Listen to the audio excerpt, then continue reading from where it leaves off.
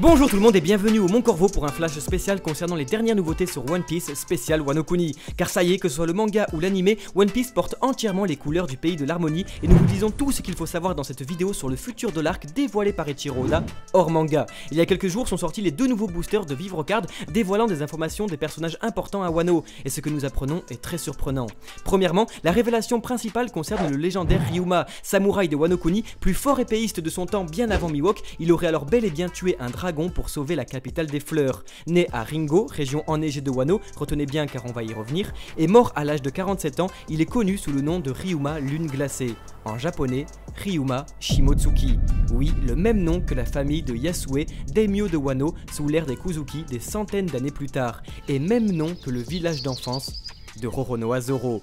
Village Shimotsuki, Yasue Shimotsuki, Ryuma Shimotsuki, et Eiichiro Oda décide alors de nous dévoiler en Vivre Card une information cruciale sur ce clan qui porterait alors le nom Shimotsuki en hommage à Ryuma, qui avant de mourir aurait pu très bien avoir des descendants qui de génération en génération auraient créé un village sur East Blue avant l'arrivée de Kaido et l'avènement de l'ère d'Orochi. Voilà pourquoi Kyoshiro, maître de Zoro, aurait nommé son village Shimotsuki.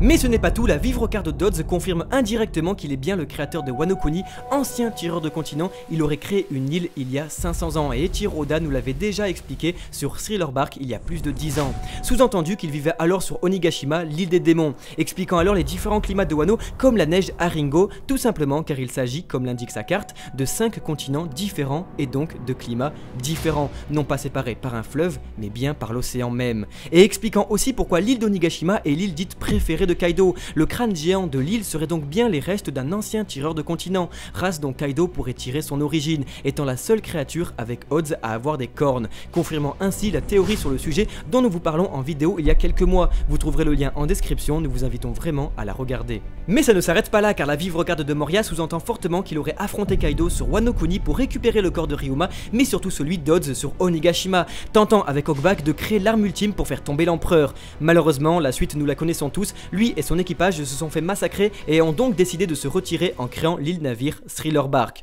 D'ailleurs, nous vous en parlions dans une précédente vidéo, il est maintenant bel et bien confirmé dans le One Piece Magazine volume 6 que Kaido a mangé un fruit du démon mythologique du dragon, mais ne vole pas, car marche en fait sur des nuages qu'il peut créer infiniment, exactement comme Momonosuke, rajoutant donc un nouveau lien entre les deux.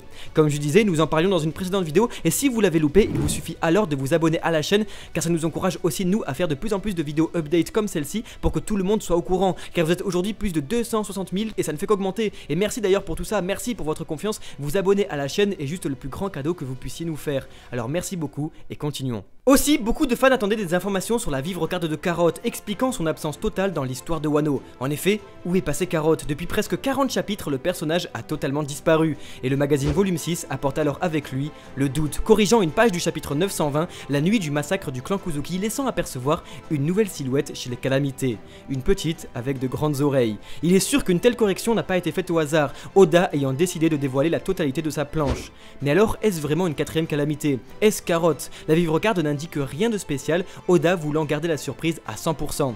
Est-ce que Carotte serait alors le traître Minx qui aurait dévoilé la position de Zo à Jack? Qui est-elle? Où est-elle? Réponse dans la suite de Wano Kuni.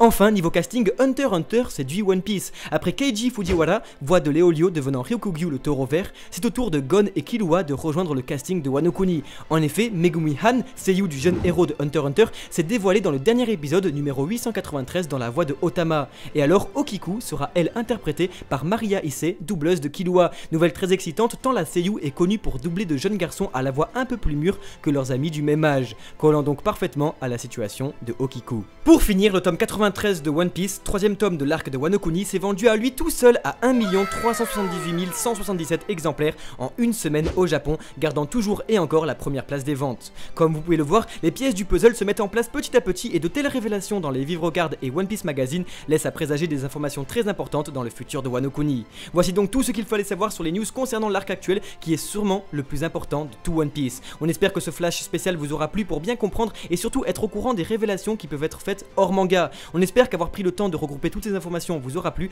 et sachez qu'encore une fois, si vous voulez nous aider et nous encourager, le plus grand des encouragements reste donc de s'abonner à la chaîne. C'est le meilleur moyen pour nous de progresser et surtout pour vous de ne rien louper sur le futur de One Piece. Un gros merci d'avoir regardé cette vidéo jusqu'au bout et à bientôt au Mon Corvo pour la suite de Wano Kuni.